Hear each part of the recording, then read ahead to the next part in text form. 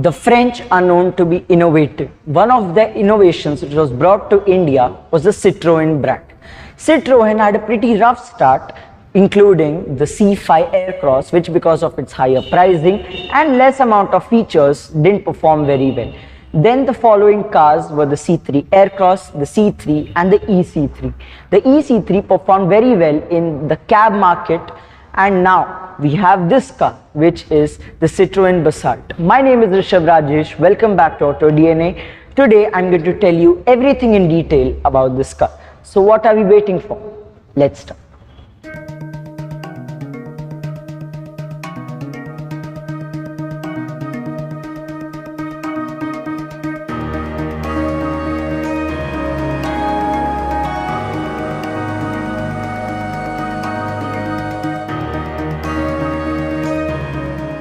The Basalt is based on the platform of the C3 Aircross and the C3. Now if you see the front fascia, it is kind of similar to them. The double slated grille in gloss black, the chevron logo with the boundaries in chrome. The boomerang DRLs are similar from both the cars. Now what is different are the headlights. Now the headlights on this car are LED projectors, whereas on the other two cars you get in halogen bulb headlamps. If you see the bumper, there are a little bit of revisions than the other two cars. This again in gloss black, feels very premium. The air intakes down and over here are pretty large. You get this skid plate in matte greyish type finishing and this nice subtle orange or reddish finishing out here. And yeah, it looks very muscular. Now let's go to the side profile and show you what all is available out there. The direct competitor of this car is the Tata Curve. Now if you have seen in other videos how the Tata Curve looks, it's pretty sharp, but this looks more muscular. Why? Because of this wheel cladding out here, this side cladding out here. And now what makes it look different and unique is this chrome slit out here. So now here if you see, the base variant of the Tata Curve gets R16 wheels, whereas the top variant of it gets R18 alloy wheels. Now of course there are two variants on offer here, but this being the top variant gets only R16, which is 205/60 R16, which is a little small compared to Tata Curve. Now this dual tone finishing diamond cut alloy wheels here look nice. They make it look more muscular. If you see over here, you get the gloss black ORVMs, and now what is different from the C3 Aircross and the C3 is that these are electrically adjustable. If you see the side turn indicators, they are normal halogen, they are not LED. Again, if you see from all the other cars of Citroen which are in India, you get this pull kind of door handle out here, which doesn't look that good on a car of this design. The A pillar, the B pillar and the C pillar all are in matte black. Now what looks good is this orange or red finishing out here, which is not over the top, it looks nice. As I told you again, this cladding out here, all of this makes the car look very bulky and chunky. There are no roof rails on offer, obviously because this is a coupe SUV. Let's go to the rear profile and show you what all is available out there. If you see the Basalt from the rear profile, again it maintains the chunky element to it. This glass area and this part of the body seems like a spoiler out here. Again the chevron logo with the gloss black and chrome finishing out here, Citroen written here. Here you see it's written Basalt. Now what I really like is the tail lamps of this car. Now it is not LED, it is halogen again, but if you see, you get this nice curve and this 3D finishing out here, which looks nice. If you see the bumper, this is again in matte black, and there are two sensors on offer even on the top variant. And here if you see, you get this gunmetal grayish sort of feeling. And if I show you the boot space, okay, one thing which I found to be impractical is that if people who are less heighted, then for them to pull this and bring it down will be a little bit of hassle. You get a parcel tray out here. Now what is good about this car is the large boot space. It is a 470-liter boot space. You can store a lot of bags out here, like 2-3 you can store suitcases and other small bags you can do. Now one negative point out here is that these seats are not 60-40 split, or you cannot fold them, so the boot space is restricted only till here. Here you get a boot lamp also. Here you get a sort of hook, and yeah, overall it's pretty practical in the boot. If there was the 60-40 split thing, it would have been even better. The Tata Curve comes at a 500-liter boot space, which is not a lot of difference, but yeah, those seats can be folded over there. So let's go to the interior and explore all the things which are available there.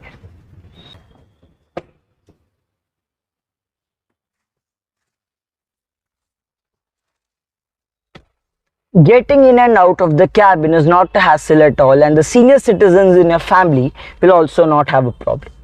The steering wheel is small yet feels premium to hold because of this soft touch leather finishing out here. If I talk just about the steering wheel, you get on the right side the audio controls and the, all the controls of the screen, and on the left you get the options for the instrument cluster. Now when I'm talking about the instrument cluster, compared to any other car in its segment like the compact SUV segment or the Tata Curve, the instrument cluster is pretty small and it doesn't show a lot of information. And of course, as I told you, steering wheel is the flat bottom steering wheel. Now what is different from the C3 Aircross is that the window controls are not in the center, it is on the side now. You get this silver finishing out here, the lock and unlock. The AC vents, as I told you in the C3 Aircross review, they look really nice, the European feel is there. Now in the C3 Aircross, you got this kind of a muddish color dashboard element out here. This is a black kind of dark grey kind of finishing. And if you see the feel of it, the feel is pretty solid. Like, you won't feel that it is cheap, or for the price at which it is coming, which is 7.99 lakhs, it doesn't feel that bad. The IRVMs are manually adjustable, no automatic IRVM out there. You miss out on a panoramic sunroof or even a normal sunroof in this, which its competitor Tata Curve offers. This is the automatic variant, and what is different in the dashboard is the AC controls. Now in all the other Citroen cars, the C3 Aircross and the C3 missed out on an auto AC function. So now you get this automatic out here, but the buttons don't feel as tactile as you would expect from any other car in the segment. There's a gloss black finishing out here. You get this sleek looking touch screen. If I just switch on the car for you, so yeah, so you get the Citroen feeling out here. Let me just reduce the volume a bit, just a minute. Yeah, and yeah, it looks pretty nice. Now if I just show you the, yeah, so this is the instrument cluster. It looks nice, it doesn't look bad, but it is pretty small. So this is more practical than the Tata Curve because you get cup holders over here. You get a wireless charging right now, and this comes in this rubberized finishing. So the complaint which the C3 Aircross or the C3 owners had, that when the car is moving and you keep your phone here, it sometimes falls, and you get a normal manual handbrake. And what you get now is a front armrest, and this is an adjustable armrest, so it feels pretty nice and it's comfortable. Now the seats, which were already pretty good on the C3 Aircross, even this is pretty nice. So yeah, if you talk about the driving angle, I can see most of the the bonnet's end, so it's pretty nice. So next year I'll start telling you about the drive feeling of the cars as well. Okay, and if you talk about the music system, I'll just show you the music system as well. So if I increase the volume a little bit, okay, so it's a pretty basic music system out here, nothing really great. So if when you buy this car, you can of course upgrade to better speakers. And if you see the sun visors out here, the driver's side doesn't have a mirror nor a light, and the passenger, the occupant side, gets a mirror but no light as such. And yeah, this is again the removable sort of one. And if you see the cabin lights, these are halogen, these are not LEDs, nothing, and they are not very bright, to be honest. and the magazine holder, the cup holder or the bottle holder out here is nice, it's decent. So from the Tata Curve, what differentiation I can make out is that this is more practical because you get cup holders, you get a lot of things, whereas the Tata Curve misses out on a lot of its practicality. And yeah, it's pretty much that. And also I didn't tell you about the upholstery on this. So the upholstery is almost similar as the C3 Aircross. You get fabric, netted fabric finishing out here, and here you get leatherette. And talking about space, the footwell out here, that is also pretty good. Now I'll show you what is different. One more thing which is different is that the key is now flip key. So that's one thing, but you miss out on a push start stop button, which I was and a lot of people were hoping for, but sadly it's not there. So let's go to the rear profile and show you how much space is there and what can you expect. Is it better than the Tata Curve or not?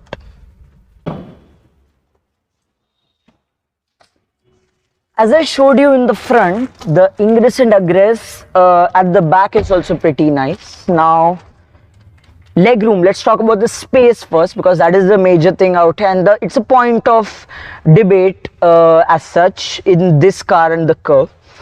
Space, which is the biggest thing, is a lot. The legroom, the knee room, everything is perfect out here. It's apt, perfect. Now what is the innovation in the back? As I told you that French people are innovative, such is the thing out here. You get the adjustable thigh support. And mind you, this is only there for the automatic. The manual variants don't get this feature. So if you see, you can adjust the thigh support. So there are 3 options which you can lock. It's nice. Now it's not as wide as the Curve, which is about a 95mm difference. So seating 3 people would be a bit of hassle. If you see, there's a pretty large hump out here. So if the third person is sitting in the center, the legs will be pretty upright, so it will not be very comfortable. Even if they keep it on the side, as the handrest is a little firm, so overall comfort will not be that much. The lights, again halogen. You get AC vents out here. You get 2 USB fast charging ports, and this is the control for the AC, and here you get 3-point seat belts for all the 3 occupants. Now what is good out here is that if I keep my head here, this is a butterfly type or a wing type of finish, so I can, it's like a lounge mode, you can say. And yeah, the center occupant does not get a headrest. And okay, I'll tell you about the headroom as well. If you see my 4-finger room I have now, because I am 5'7", so for me it's apt, but for people who are 5'8", 5'9", 6 may feel a little discomfort, but not exactly like the Tata Curve. Here if you see, you get this soft touch finishing which is pretty new to a Citroen car, and it's nice. Here you get this window controls.